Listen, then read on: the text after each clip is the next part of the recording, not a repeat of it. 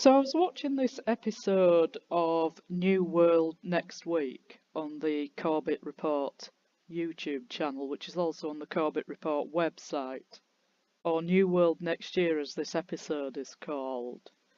And one thing they discuss in here is communist brainwashing techniques in relation to the COVID-19 scamdemic. And as I look through this list of communist brainwashing techniques, I realised that that's exactly what's been done to me over the last 12 years under the behest of Rowan Williams and the control of the British state. So I've taken that clip about communist brainwashing techniques out of that video and I've put it into my video here, also with a very small amount of information about Rowan Williams and his communist tendencies. And there's certainly a lot more information about that available. But here we are. Thank you for watching. Scamdemic lockdowns are just the latest use of time-tested psychological warfare techniques from the Cold War to the War of Terror.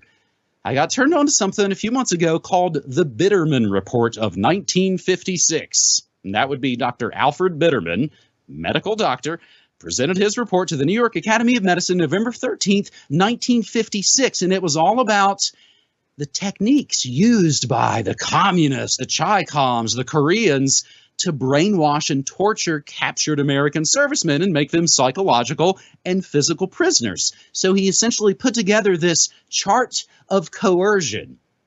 And we can run down the chart very quickly, and of course everything, as always, that we mentioned, always included in your show notes. Communist coercive methods for eliciting individual compliance. And they list things like isolation, monopolization of perception, induced debility and exhaustion, threats, occasional indulgences, demonstrate omnipotence, degradation, and enforcing trivial demands. So this is something essentially, again, researchers looked at in the 50s and said, oh, this is what the commies are doing.